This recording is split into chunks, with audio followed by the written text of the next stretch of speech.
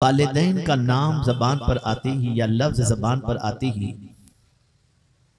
यूं ही दिलो दिमाग के अंदर अजमत के चिराग रोशन हो जाते हैं। और माँ बाप की अजमतों का क्या कहना कि परवरदिगार जल्ल जलालहू ने अपने जिक्र के बाद फौरन माँ बाप का जिक्र फरमाया। इरशाद फरमाया वक़दा रब्बुका अल्ला ताबुदू इल्ला इय्याह व बिल वालिदैन एहसाना। और तुम्हारे रब ने यह फैसला कर लिया है कि अल्लाह के अलावा किसी की इबादत न की जाए और माँ बाप के साथ हुस्न सुलूक किया जाए। मेरे प्यारे आका सल्लल्लाहु ताला अलैहि वसल्लम के प्यारे दीवानों, जिस पालनहारे हकीकी और माबूद बरहक ने अपनी बंदगी के फौरन बाद माँ बाप के साथ उसने सुलूक का हुक्म दिया हो और उसका फैसला कर चुका हो, तो आप अंदाजा लगाएं कि माँ बाप का मकाम कितना अरफो आला और बुलंद बाला।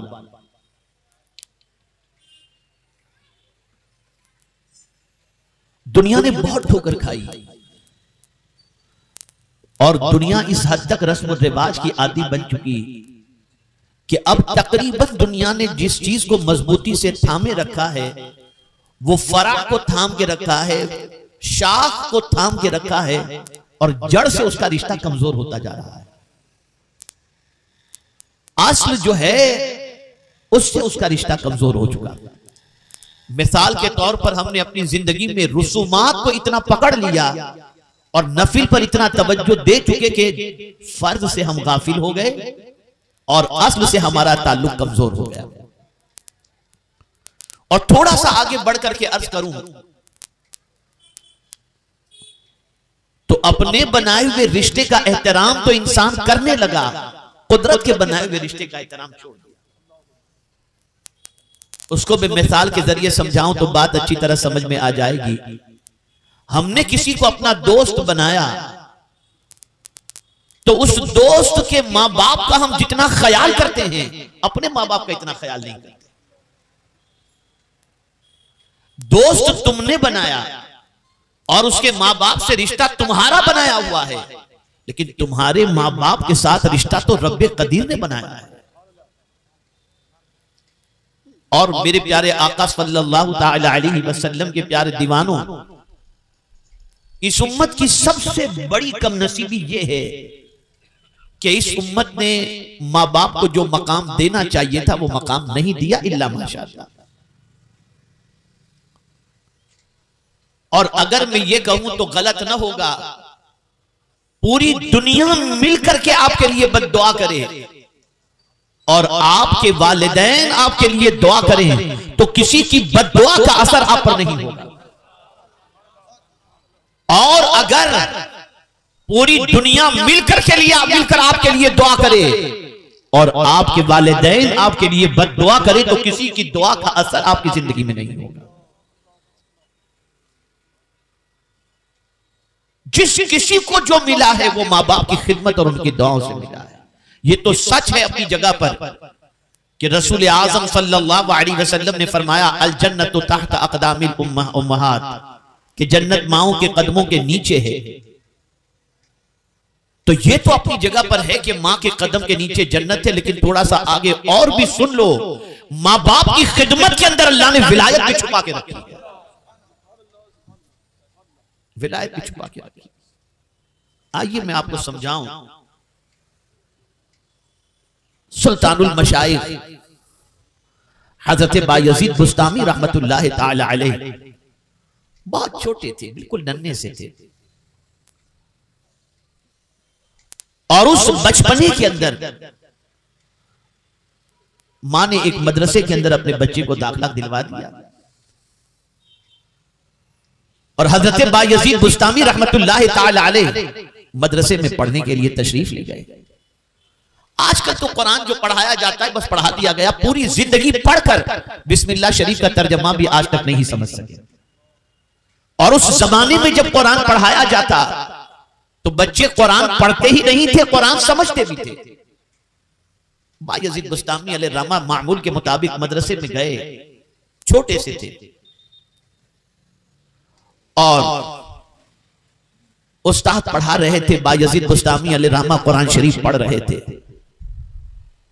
पढ़ते पढ़ते इस आये करीमा पर बायजीद बुस्तामी अलैहि रहमा पहुंचे, अनिश्कुर ली वले वालिदै, मेरा शुक्र अदा करो और अपने माँ बाप का शुक्र अदा करो। बस इतना पढ़ना था। बायजीद बुस्तामी नन्हे से बच्चे थे, कुरान शरीफ बंद किया और अपने उस्ताद गिरामी से अर्ज करते हैं कि हुजूर आप इजाजत दें तो मैं अभी घर होके थोड़ी देर में आता हूं। तो उनके उस्ताद गिरामी ने उन्हें इजाजत दी। हजरत बायजीद बुस्तामी अलैहि रहमतुल्लाह व रिज़वान घर पहुंचे, दरवाजे पे दस्तक दी तो देखा बायजीद बुस्तामी अलैहि रहमा की वालिदा ने कि बेवक्त बच्चा आ गया, अभी तो छुट्टी का टाइम हुआ नहीं है, ये अचानक बेवक्त बच्चा कैसे आ गया। बहरहाल बायजीद बुस्तामी अलैहि रहमा की वालिदा ने दरवाजा खोला, बेटे को घर में लिया, खूब सीने से लगाया, गोद में बिठाया, पूछा बेटे क्या बात है, मदरसे की छुट्टी का वक्त नहीं हुआ, तुम बेवक्त घर पे आए हो, कोई खास बात। तो अर्ज करते हैं माँ आज मेरे उस्ताद जब कुरान पढ़ा रहे थे ना, तो इस आयत करीमा पर जब पहुंचे और जब उन्होंने पढ़ाया कि अल्लाह फरमाता है अनिश्कुर ली वले वालिदैन, मेरा शुक्र अदा करो और अपने वालिदैन का, तो मेरे दिल में आपकी मोहब्बत इतनी पैदा हुई कि मैं फौरन वहां से घर आ गया और आकर के मैं आपकी खिदमत में हाजिर हो चुका हूं। मां मुझसे आपका शुक्र अदा करने में कोई गलती या कोताही रह गई हो तो मुझे माफ कर दीजिए। कोई आपके एहसान का शुक्र अदा करने में कोई कमी रह गई हो तो मुझे माफ कर दीजिए और मेरे लिए दुआ कीजिए कि मैं आपका शुक्र सही तौर पर अदा कर सकूं। इसलिए कि जब आपका शुक्र सही तौर पर अदा नहीं कर सकता तो खुदा का शुक्र मैं कैसे अदा कर पाऊं। आपने क्या समझा है मां बाप को, आपने क्या समझा है उनके दर्जात को। एक इंसान उस वक्त तक हजार हाथ तूफान के मुकाबले की सलाहियत रखता है जब तक उसके वालिदैन जिंदा हैं और वालिदैन उससे खुश हैं।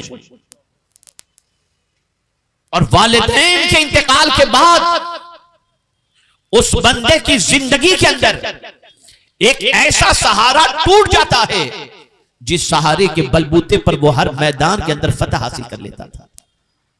कोई ये ना समझे कि मैं आलिम हूं तो मुझे वालिदा की दुआ की जरूरत नहीं, मैं हाफिज हूं तो मुझे मां बाप की दुआ की जरूरत नहीं, मैं मालदार हूं तो मुझे मां बाप की दुआ की जरूरत नहीं, मैं मुजद्दिद हूं तो मुझे मां बाप की दुआ की जरूरत नहीं, मैं वली कामिल हूं तो मुझे मां बाप की दुआ की जरूरत नहीं। अरे मां की दुआ की जरूरत सिर्फ आलिम ही को नहीं, हाफिज ही को नहीं, डॉक्टर ही को नहीं, वली ही को नहीं, मुजद्दिद ही को नहीं, नबी को भी मां की दुआ की जरूरत है। नबी को हज़रत मूसा कलीमुल्लाह अलैहिस्सलातु व तस्लीम की वालिदा का जब विसाल हुआ और जब कोहे तूर पर हम कलामी के लिए रब ने हज़रत मूसा अलैहिस्सलातु व तस्लीम को बुलाया तो हमेशा बुलाता था अल्लाह, वो जाते थे और रब से हम कलामी का शर्फ हासिल करते थे। लेकिन जब उनकी वालिदा का विसाल हुआ और उसके बाद हज़रत मूसा अलैहिस्सलाम को अल्लाह ने हम कलामी के लिए बुलाया तो इरशाद फरमाया मूसा जरा संभल करके आना, जरा संभल करके आना। अर्ज करने लगे मौला इससे पहले मैं आता था कभी तूने ये नहीं फरमाया, अब तू फरमा रहा है कि मूसा संभल करके आना। तब रब ने इरशाद फरमाया मूसा इससे पहले जब तुम आते थे तो तुम्हारी मां तुम्हारे लिए दुआएं किया करती थी, अब तुम्हारी मां इस दुनिया में नहीं है, इसलिए कह रहा हूं कि अब आना तो संभल करके आना। ये मां बाप का दर्जा हल्का दर्जा नहीं है। और मैं बड़ी मादरत के साथ अर्ज करता हूं आज के दौर में जितना इंसान अपने शेख की मानता है, मानना भी चाहिए, मैं इससे इनकार नहीं करता। अगर जितना एहतराम वो अपने शेख का करता है करे, इससे भी इनकार नहीं, लेकिन उतना ही अगर अपने माँ बाप का करने लगे तो बहुत ऊंचा दर्जा वो पा सकता है। मुझे याद है जब इंग्लैंड में पहली बार, मुझे सन याद नहीं है लेकिन 30 साल पहले कमोबेश एक अंदाज के एतबार से जब मैं पहुंचा, मेरी दाढ़ी भी काली थी और जवानी भी उस वक्त थी, तो वहां एक सिस्टम था बुजुर्गों के एहतराम का। तो जब हम अपनी क़यामगाह से जब बाहर निकलने लगे तो मुझसे उम्र में 20 साल बड़े, 15 साल बड़े वो जूते मेरे लेकर के सामने खड़े हो गए और रख दिया। तो उनको तो मैं कुछ ज्यादा क्या कहता, लेकिन मुझसे कम उम्र के और मेरी उम्र के लोग भी जब इस तरह से करने लगे तो मैंने उनसे सिर्फ इतना कहा, बेटा ये क्यों कर रहे हो आप? तो उन्होंने कहा, हजरत आपकी दुआएं लेने के लिए, आप दीन के दाई हैं, इसलिए हम कर रहे हैं। मैंने कहा, बेटा मैं ये तो नहीं कह सकता कि मेरी सारी दुआएं अल्लाह कबूल फरमाता है, लेकिन इतना मैं जरूर कहूंगा कि हुजूर ने फरमाया कि बाप की दुआ औलाद के हक में वो मकाम रखती है जो नबी की दुआ उम्मती के हक में मकाम रखती है। बेटा कभी अपने बाप के घर के निकलते वक्त तुम अपने बाप के लिए भी इस तरह से जूते रखे हो? अगर तुम इस तरह से करो तो वो जो तुम्हारे बाप के दिल से तुम्हारे लिए दुआ निकलेगी, तुम्हारी दुनिया भी संवर जाएगी और आखिरत भी संवर जाएगी। खिदमत करो माँ बाप की, दुआएं लो माँ बाप की। माँ बाप दुनिया के अंदर वो मकाम रखते हैं कि अगर किसी के माँ बाप मुसलमान नहीं भी हैं लेकिन है माँ बाप, तो वो अगर इस्लाम छोड़ने के लिए कहें तो वो तुम ना करो, शिर्क के लिए बुलाएं तो उनकी बात ना मानो। लेकिन अगर उनको तुम्हारी जरूरत है खिदमत की तो ऐसे माँ बाप की जो मुसलमान नहीं है उनकी भी खिदमत करने का इस्लाम ने हुक्म दिया है, उनकी भी खिदमत करना। वइन जाहदाका अला अन तुश्रिक बी मा लैसा लक बिही इल्म। माँ बाप का मकाम, ये ऐसा माँ बाप का मर्तबा है कि जीते जी भी माँ बाप का हक है और माँ बाप के मरने के बाद भी माँ बाप का हक है। कोई ये ना समझे कि माँ बाप मर गए, इंतकाल कर गए तो अब उनके साथ अच्छा सलूक क्या और उनका हक क्या ना। माँ बाप के मरने के बाद भी माँ बाप का हक है। और कभी कभी तो ऐसा होता है कि किसी शख्स के ऊपर बहुत बड़ी मुसीबत आ जाती है, बहुत बड़ी मुसीबत जो टलने का नाम नहीं लेती, लेकिन अगर उसने इखलास के साथ, प्योरिटी के साथ अपने माँ बाप की खिदमत की है तो वो खिदमत और वो नेकी उसे मुसीबत में काम आती है और मुसीबत से निकाल देती है। बुखारी शरीफ की हदीस है, 3 दोस्त थे, 3 साथी थे, एक सफर के लिए निकले। और ये बात भी याद रखें कि सफर के लिए जब निकले तो अच्छे ही साथी लेकर निकले और अच्छों के साथ ही सफर करना चाहिए और दोस्ती भी अच्छों के साथ करनी चाहिए। 3 दोस्त निकले, जब निकले तो रास्ते में खूब शदीद बारिश हुई। तो बारिश से बचने के लिए उन्होंने कोई जगह तलाश करनी चाहिए तो देखा पहाड़ के अंदर एक गार थी। बारिश से बचने के लिए उस गार के अंदर वो तीनों चले गए। अजीब इत्तेफाक कुदरत की तरफ से हुआ कि वो तीनों पहाड़ के गार के अंदर गए।